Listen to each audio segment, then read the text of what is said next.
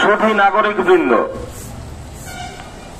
আপনারা প্রত্যেকেই কম বেশি অবগত আছেন যে এই সরকারের আমলে সরকারি কর্মচারীরা আর্থিক বঞ্চনার শিকার হচ্ছেন। ঘরে ঘরে বেকার ছেলেমেয়েরা বেড়ে চলেছে, তারা শিক্ষার শেষে চাকরি পাচ্ছে না। বাংলার মেধা ভূলুণ্ঠিত হচ্ছে, চাকরিতে দুর্নীতির সীমা নেই। সরকারি অফিসগুলিতে স্থায়ী কর্মীর বদলে অস্থায়ী কর্মী নিয়োগ করা হচ্ছে, কন্ট্রাকচুয়াল কর্মী নিয়োগ করা হচ্ছে। তো আমরা চাই, আমরা সংগ্রামী যৌথ মঞ্চের পক্ষ থেকে আমরা দাবি জানিয়ে আসছি যে এই শূন্য পদগুলিতে স্থায়ী সরকারি কর্মী নিয়োগ করা হোক। আমরা দাবি করে আসছি এআইসিপিআই অনুযায়ী সরকারি কর্মীদেরকে ন্যায্য দিয়ে প্রদান করা হোক। আমরা দাবি করছি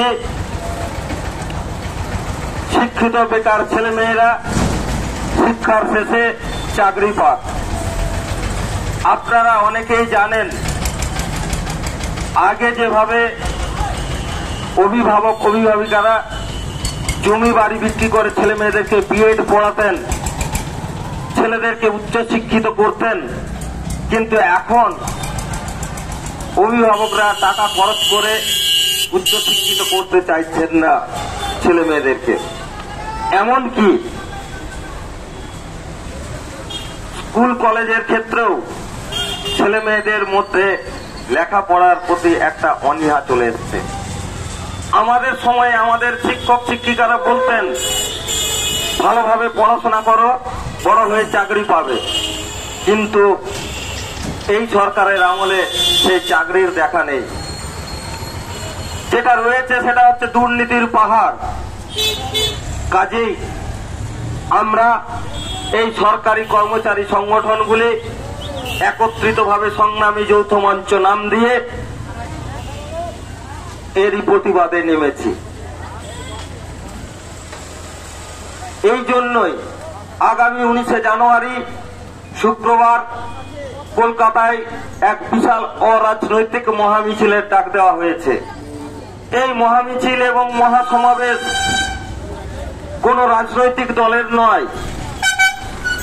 আমাদেরকে বিভিন্ন সময় দাগিয়ে দেওয়া হয়েছে সরকারের পক্ষ থেকে, যে কখনো বলেছেন এরা সিপিএম এর লোক, কখনো বলছেন ওরা বিজেপির লোক, কখনো বলছেন নওশাদ সিদ্দিকীর লোক, কখনো বা বলছেন এরা শুভেন্দু অধিকারীর লোক, কখনো বলছেন অধীর চৌধুরীর লোক, কংগ্রেসের লোক।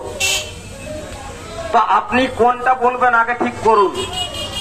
আমরা কংগ্রেস না আমরা সিপিএম না আমরা তৃণমূল না আমরা বিজেপি না আমরা আইএসএফ? অ্যাকচুয়ালি আমাদের প্রতিবাদটা হচ্ছে অরাজনৈতিক। এখানে সরকারের বিভিন্ন দপ্তরের 64টি কর্মী সংগঠন তারা একত্রিত নাম দিয়ে, সংগ্রামী যৌথ মঞ্চ নাম দিয়ে লাগাতার 11 মাস ধরে লড়াই আন্দোলন চালিয়ে যাচ্ছেন। সরকারকে বারবার আবেদন নিবেদন করে অভাব অভিযোগের কথা জানাচ্ছেন, অথচ সরকার সেই বিষয়ে কোনো কর্ণপাত করতে চাইছে না। এরই প্রতিবাদে আগামী 19শে জানুয়ারি শুক্রবার কলকাতার হাওড়া, শিয়ালদা এবং হাজরা মোড় থেকে 3টি মিছিল এসে ধর্মতলার শহীদ মিনার মঞ্চে উপস্থিত হবে। বেলা 12টার সময় মিছিল শুরু হবে। তারপর বেলা 2টোর সময় এই শহীদ মিনার মঞ্চের কাছে এসে এক মহাসমাবেশ অনুষ্ঠিত হবে।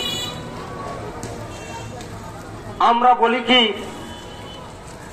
আপনি কি ডাক্তার, আপনি কি নার্স, আপনি কি আদালত কর্মী, আপনি কি হাই স্কুল শিক্ষক, আপনি কি প্রাইমারি শিক্ষক, আপনি কি সিভিক পুলিশ, আপনি কি পেনশনভোগী, আপনি কি ব্যবসায়ী? যদি আপনি এগুলোর কোনো একটা হন, তাহলে আমরা আপনাকে বলবো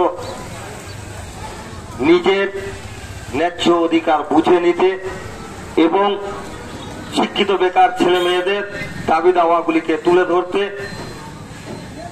আপনারা আগামী 19শে জানুয়ারি সংগ্রামী যৌথ মঞ্চের ডাকা মহামিছিলে অরাজনৈতিকভাবে অংশগ্রহণ করুন।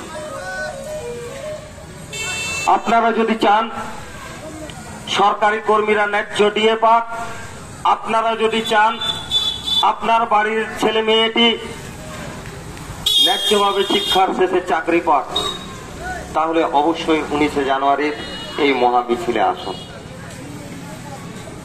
আপনি যেই রাজনৈতিক দলের সমর্থক হন না কেন, Congress, CPM, Trinamool, BJP, ISF, যেই রাজনৈতিক দলেরই সমর্থক হন না কেন, আপনার বাড়ির ছেলে মেয়েটা তো লেখাপড়া করছে, আপনি তো খরচ করে চাইছেন যে ছেলে মেয়েটা যেন জীবনে প্রতিষ্ঠিত হয়। আজকে একটা কথা বলুন তো, সব রাজ্য যেখানে চাকরি দিতে পারছে সেখানে আমাদের পশ্চিমবঙ্গ কেন পাচ্ছে না? সব রাজ্য যেখানে সরকারি কর্মীদেরকে দিয়ে দিতে পারছে সেখানে কেন আমাদের পশ্চিমবঙ্গ সরকার দিয়ে দিতে পারছে না? কেন্দ্র সরকারের কাছে তো বিয়ের টাকাটা পেয়ে যাচ্ছেন। মুখ্য সচিবের সঙ্গে আমাদের সংগ্রামী যৌথ মঞ্চের আলোচনায় তিনি জানিয়েছিলেন যে হ্যাঁ, কেন্দ্র সরকারের কাছে আমাদের কোনো বকেয়া নেই। পশ্চিমবঙ্গের মুখ্য সচিবের কথা বলছি, উনি আমাদেরকে জানিয়েছেন যে কেন্দ্র সরকারের কাছে আমাদের কোনো বকেয়া নেই, কেন্দ্র সরকার থেকে বিয়ের টাকাটা দিয়ে দিচ্ছেন, অথচ এই রাজ্য সরকার সেই টাকাটাকে আটকে রেখে দিচ্ছেন। আপনি কি জানেন যে একজন সরকারি কর্মী যদি 3% দিয়ে বৃদ্ধি পায় তাহলে একটা মজুরের 17 টাকা প্রত্যেক দিনের মজুরি বৃদ্ধি পায়। একটা মজুরের প্রত্যেক দিন যদি 17 টাকা বৃদ্ধি পায়, তার মানে মাসে তার 510 টাকা রোজগার বাড়ে। আপনি বলুন তো, আমাদের এই শামসি থেকে ভালুকা